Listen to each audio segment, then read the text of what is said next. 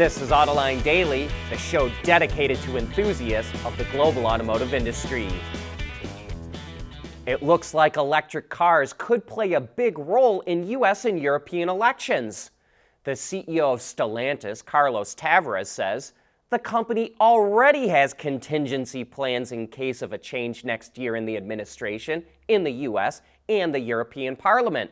Conservatives on both sides of the Atlantic are staking out anti-EV positions as part of their platform. And if they should win next year, Tavares wants Stellantis to be ready to ease up on its EV investments. But for the time being, he's still committed to 100% EVs in Europe and 50% in the U.S. by the end of the decade. But Reuters points out that in the U.S., 4 swing states have received an outsized amount of the investment going into electric vehicles and battery plants.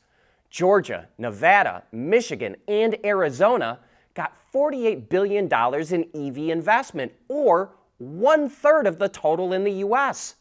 Democrats and their environmental allies are using that to emphasize how many American jobs that investment created, while Republicans are attacking it as government overreach that is only going to help China.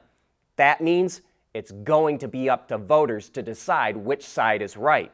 And who knew that an automotive technology was going to play such a big role in American and European politics? But one thing's for sure, Tesla is not backing off its commitment to EVs, and this Thursday is a red-letter day for Tesla. It's going to officially deliver the first Cybertrucks to customers, and that's when we're likely going to find out what the price is. When Elon Musk first unveiled the truck in 2019, he said the base version would cost $40,000. 4 years later, even he says specs and pricing will be different.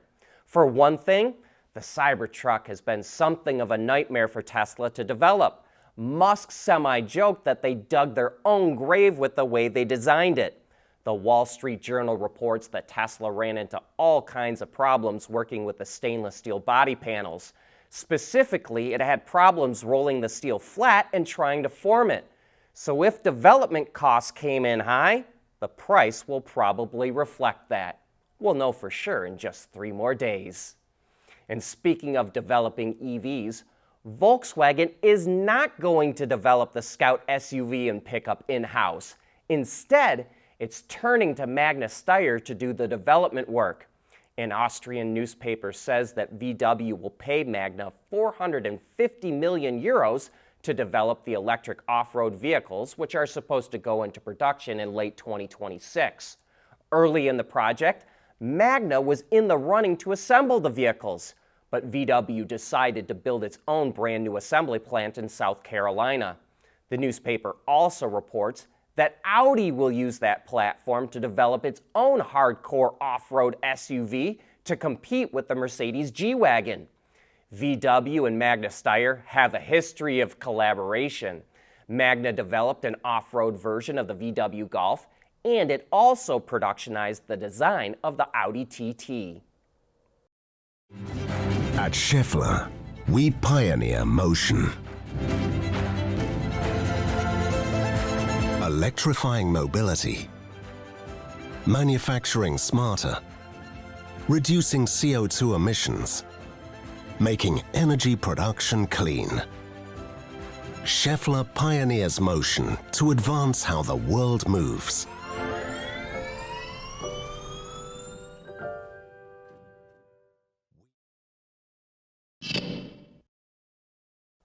Volkswagen says it needs to cut costs by 10 billion euros, or about 11 billion bucks, and says it's ready to cut jobs to get there. The head of the Volkswagen brand, Thomas Schaefer, warned that the VW brand is no longer competitive because of high costs and low productivity.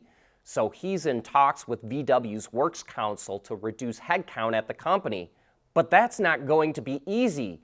Laying off people in Europe is hard to do, and labor representatives on the board will fight against it.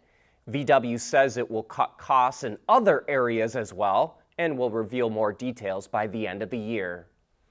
For the first time, a Chinese brand has made the final list for European Car of the Year.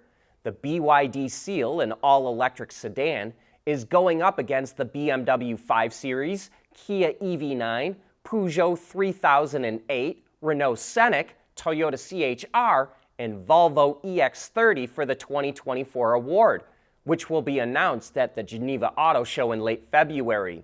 Those 7 vehicles were chosen from a list of 28 models by 59 journalists in 22 countries.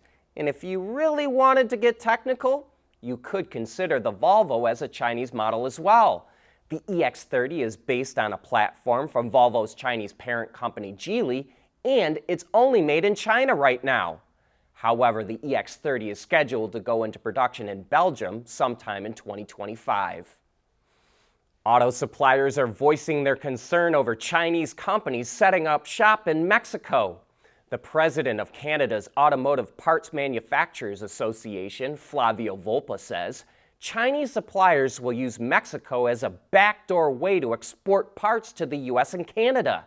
He says Chinese suppliers will displace North American ones because they'll be able to undercut them when bidding on new contracts. Earlier this month, Volpa met with the American Chamber of Commerce and officials from the U.S. State, Commerce, Energy, and Interior departments to raise the issue. And he also had separate meetings with members of Congress. And shortly after that visit, a group of bipartisan U.S. lawmakers sent a letter to the U.S. Trade Representative urging her to boost the 25% tariff on Chinese-made vehicles and to look into ways to prevent Chinese companies from exporting into the U.S. from Mexico. Stellantis plans to make billions fixing up and selling old cars and parts. It just opened its first circular economy hub in Italy, where it will take in old cars and parts and either fix them, reuse them, or recycle them. That includes fixing an entire vehicle, which could use some of those old or remanufactured parts, or it could add a fresh coat of paint if it thinks it's worth it. Stellantis will then resell the cars and parts to customers. It says by 2025, it expects to manage over 50,000 remanufactured parts and jump that to 150,000 by 2030. And by that same time, it forecasts that its circular economy hubs will be generating more than 2 billion euros of revenue. Officials in Paris want to force big vehicles out of the city. Specifically, they want to reduce the number of SUVs. So they want to hike up parking fees, and they're even going to hold a citizens' vote on it next year. Specifically, they want to boost parking fees for ICE vehicles that weigh more than 3,527 pounds and EVs that weigh more than 4,409 pounds. To figure out a car's weight, scanners will be used to scan license plates, which will be used to get the vehicle's info. But big SUVs aren't the only vehicles that Paris wants to get rid of. It's gradually banning diesel cars, and just a few months back, it banned all rental scooters. The suspension system in the refreshed Porsche Panamera sounds pretty amazing. It's available with a new active ride suspension system that pairs 2-valve shock absorbers with an electrically operated hydraulic pump. Porsche says it can pull down the front end when accelerating or the rear when braking, and it can even lean into turns like a motorcycle so that the car stays flat at all times. It will even raise the suspension when you come to a stop so getting out is easier. Beyond the trick new suspension system, the new Panamera features upgrades to the powertrain as well. The base 2.9-liter turbo V6 now makes 260 kilowatts, or roughly 350 horsepower, and it will do 0 to 60 miles an hour as quick as 4.7 seconds with all-wheel drive. Also available is a plug-in hybrid that combines a 4-liter twin-turbo V8 with an electric motor that come together for 500 kilowatts, or about 670 horsepower. This model will do 0 to 60 in 3 seconds and has a bigger, nearly 26 kilowatt-hour battery pack that provides up to 91 kilometers, or 56 miles of range. But Porsche says it will eventually launch 4 e-hybrid models, including at least one version with even more power. However, it's no longer going to offer the slightly raised Sport Turismo Panamera, because of poor sales. The new Panamera starts hitting dealer showrooms in the spring of next year with a starting price around $100,000. That brings us to the end of today's show. Thanks for making Autoline a part of your day.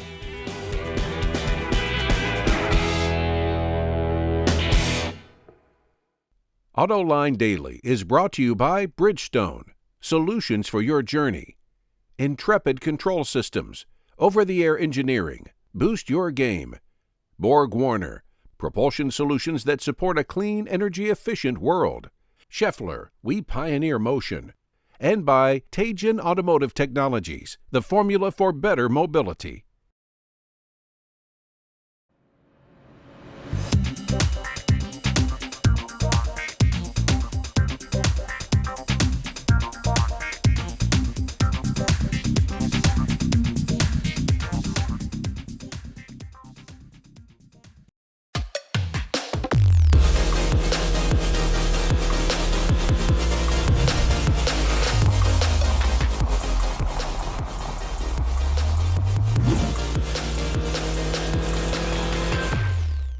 At Teijin Automotive Technologies, we combine world-class composite materials expertise with cutting-edge designs because, frankly, there are better ways to lightweight vehicles. So lighten up with Teijin Automotive Technologies, the formula for better mobility. At CES January 9th through 12th, 2024, Intrepid's looking forward to seeing you at our booth 3666 Las Vegas Convention Center in the West Hall. We'll be demonstrating the latest and greatest in software-defined vehicles and zonal architectures, automotive Ethernet technologies like 10-base T1S and multi-gigabit. See you at CES 2024 Las Vegas Convention Center in West Hall booth 3666 or visit intrepidcs.com/sales.